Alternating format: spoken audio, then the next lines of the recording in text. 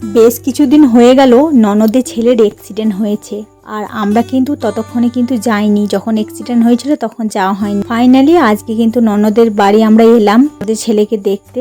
আর কি কারণে অ্যাক্সিডেন্টটা হয়েছিল সবটাই এই ব্লগের মাধ্যমে শেয়ার করব।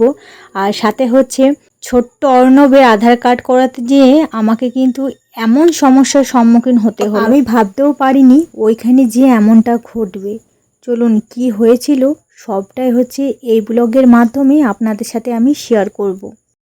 সো হ্যালো ফ্রেন্ডস, কল্পনা ক্রিয়েশনে আজকের আরও একটা নতুন ব্লগে আপনাদেরকে স্বাগত জানাই। আজকে বিকেল দিক করে ব্লগ কিন্তু শুরু করেছি। সকাল দিক করে তেমনভাবে তো ব্লগ নিইনি, তাই আজকে বিকেল দিক করে ব্লগ শুরু করেছি। আর ভিডিওর ইন্ট্রোতেই তো আপনাদেরকে বললাম যে আজকে আমরা কোথায় যাচ্ছি। হ্যাঁ, আজকে কিন্তু আমরা দিক করে রেডি হয়ে নিয়েছি। আর আজকে আমরা যাব হচ্ছে ননদের বাড়ি। ভাগ্নের অ্যাক্সিডেন্টটা হয়েছিল বেশ কিছুদিন আগে, প্রায় হচ্ছে 20-25 দিন আগে। যখন অ্যাক্সিডেন্টটা হয়েছিল তখন কিন্তু আমার যাওয়া হয়নি, যেহেতু আমার ছোট্ট অর্ণব রয়েছে সেই জন্য। আর হচ্ছে হাজবেন্ড গিয়েছিল, বাড়ির সবাই মিলে কিন্তু আমার ভাগ্নেকে দেখতে গিয়েছিল। বাড়ির সবাই বলেছিল যে ওর অপারেশন হবে, অপারেশনটা হয়ে যাক তারপরে তোমরা যাবে। তো সেই জন্য অপারেশনটা হয়ে গেছে, এখন আমরা যাচ্ছি। যাই হোক, ওখানে গিয়ে ব্লগ শেয়ার করব। এই যে এখন কিন্তু ননদের বাড়ি চলে এসেছি, আর এখানে এসেই কিন্তু আপনাদের সাথে ব্লগ নিয়ে নিচ্ছি। কারণ হচ্ছে যখন আমরা আসছিলাম তখন তো ব্লগ শ্যুট করতে পারিনি, কারণ হচ্ছে কিন্তু আমরা চলে আসলাম। এসে পরে দেখতেই পেলেন ও ঠিক মতো এখন হাঁটা চলাও করতে পারছে না। ওই যে ওর মা সব সময় ওকে ওঠাচ্ছে, বসাচ্ছে, খাওয়াচ্ছে, মানে একটা লোক যেন ওর কাছেই থাকতে হচ্ছে সব সময়। কি চায় না চায় সমস্ত কিছু ওর কাছে দিয়ে আসতে হচ্ছে। পরিস্থিতিটা এখন তেমনটাও ভালো হয়ে ওঠেনি। তো যাই হোক, ভগবানের কাছে প্রার্থনা করি ও যেন তাড়াতাড়ি সুস্থ হয়ে ওঠে। ডক্টরের ট্রিটমেন্ট চলছে সব সময়, ওষুধপাতি সমস্ত কিছুই তো খাচ্ছে, হয়ে যাবে তাড়াতাড়ি। তো যাই হোক, এখন ননদের হাতে হাতে ভাবলাম একটু হেল্প করে দিই। আর আমরা ভেবেছিলাম যে ভাগ্নেকে দেখে আমরা চলে আসব, কিন্তু ননদ অনেক জেদ করলো, সেই জন্য একটা রাত ছিলাম। আর আজকে কিন্তু এই যে অনেকটাই ভোরে ভোরে উঠে পড়েছিলাম। এই যে দেখতেই পাচ্ছেন অনেকটাই ভোরে ভোরে উঠে এখন কিন্তু বাবুদের নিয়েছে, তারপরে এখন সবাই মিলে কিন্তু বেরিয়ে পড়বো। আর বাড়ি গিয়ে আপনাদের সাথে এই যে ব্লগ আবার নিয়ে চলে এলাম। তো বাড়ি গিয়ে এসে ব্লগ শ্যুট করছি, মাঝে মধ্যে কোনো নিতে পারছি না, কারণ যেহেতু 4 জনা রয়েছি বাইকের মধ্যে, বুঝতেই পারছেন রাস্তার মধ্যে আসা, সেই সময় আর কোনো ব্লগ আর নিতে পারছিলাম না। তো বাড়ি এসে আবার হচ্ছে এই যে সকাল সকাল যেহেতু চলে এসেছি রয়েছে, তো সেগুলোকে আবার ভালো করে সুন্দর করে ক্লিন করলাম, মুছলাম বাসি ঘরগুলো, আরে করে আবার কিন্তু আমরা বেরিয়ে পড়বো অর্ণবে আধার কার্ড করাতে। চলুন এখন কিন্তু আপনাদের সাথে একটু শেয়ার করি যে ভাগ্নের অ্যাক্সিডেন্টটা কিভাবে হয়েছিল। যেহেতু আমরাও জানতাম না যে অ্যাক্সিডেন্টটা কিভাবে হয়েছিল। ও যখন অ্যাক্সিডেন্টটা হয়েছিল ওর কিন্তু নিজেরই কোনো হোঁশ ছিল না যে অ্যাক্সিডেন্টটা কিভাবে হয়েছিল, কিভাবে পড়লো। ও একবারে বেহুশ হয়ে কিন্তু রাস্তার মধ্যে পড়েছিল। ভাগ্যিস কোনো সে ওই রাস্তাতে কিন্তু বড় গাড়ি আসা যাওয়া কিন্তু করতো না, বেশ নর্মালি লোকাল যে রাস্তাগুলো ছিল সেই রাস্তার মধ্যে কিন্তু আসা যাওয়া করতো। তখন একটু জ্ঞান ফিরে হোঁশ আসে, তখন ও বলছিল যে আমাকে বলেছে যে কিভাবে যে আমি পড়লাম মামা, আমি নিজেই বুঝে উঠতে পারলাম না। যে আরও একটা কথা বলি যে ও কিন্তু রাত্রে ডিউটি করেছিল, রাত্রে ডিউটি করার পরে ও কিন্তু সকালে বাড়ি ফিরছিল। ও বলছিল যে তখন গাড়িটা অনেকটাই দূর ও জার্নি করে কিন্তু আসে, প্রায় 1 ঘন্টা মতো রাস্তা ও জার্নি করে আসে। তো ও যখন বাইকটা চালাচ্ছিল, তো বাইক চালাতে চালাতে ওর কিন্তু হঠাৎই চোখটা কিন্তু লেগে যায়, যেহেতু রাত্রে পুরোটা রাত ডিউটি করেছে।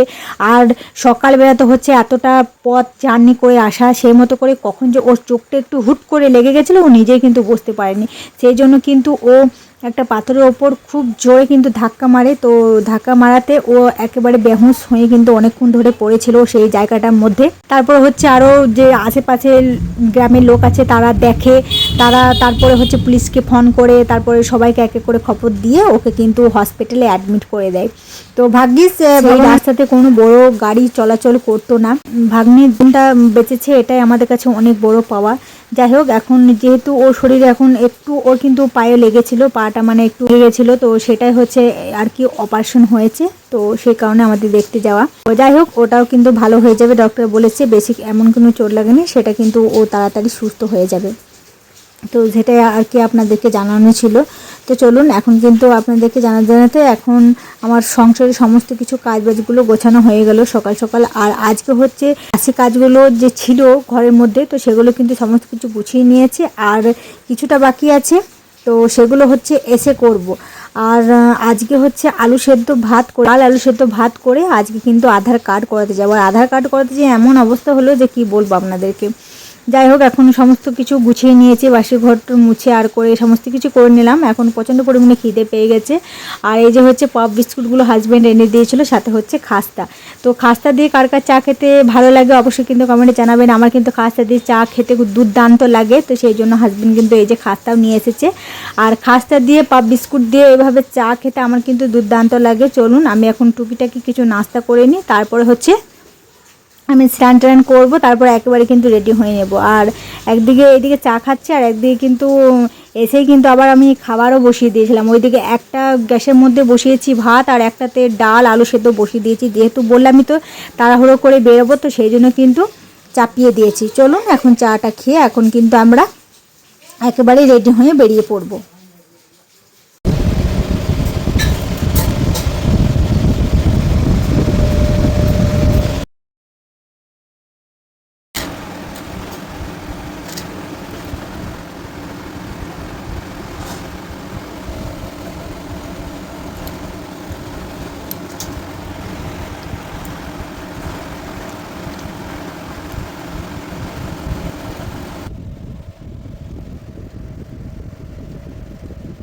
সো ফ্রেন্ডস, সমস্ত কাজ বাজ গুছিয়ে এখন কিন্তু আমরা এই যে এখন রেডি হয়ে নিয়েছি। তো দেখা যাক, এখন যাব হচ্ছে আমার ছোটনবের আধার কার্ড করাতে। জানি না ওইখানে যে কী হবে। এই যে দেখুন বন্ধুরা, ওইখানে যে এমন অবস্থা হবে সেটা আমরা ভাবতেও পারিনি। এটা কিন্তু যাওয়ার ভিডিও নয়, এটা কিন্তু আসার ভিডিও। তো ওইখানে গিয়ে জানেন কি হলো, আর পোস্ট অফিসে করাতে গিয়েছিলাম আধার কার্ডটার। ওইখানে গিয়ে এতটা পরিমাণে ভিড়, এত লাইন পড়েছে, আমরা কিন্তু নাম্বারই পেলাম না। বললো 25টার বেশি আর হবে না। তো সেই জন্য হচ্ছে আর কি নিরাশা হয়ে বাড়ি ফিরছি। এত তাড়াহুড়ো করে কাজ বাগালাম, কিন্তু কোনো কিছুই কাজ হলো না। যাই হোক, বাড়ি এসে এই যে বললাম আমি আলু সেদ্ধ ভাত করে গেছিলাম, সেটাই হচ্ছে এখন আমরা কিন্তু খেয়ে নিচ্ছি। যাই হোক বন্ধুরা, ভিডিওটা আজকে আমি এখানে এন্ড করছি। দেখা হবে নিউ একটা নেক্সট ব্লগের সাথে। এখনকার মতন টাটা।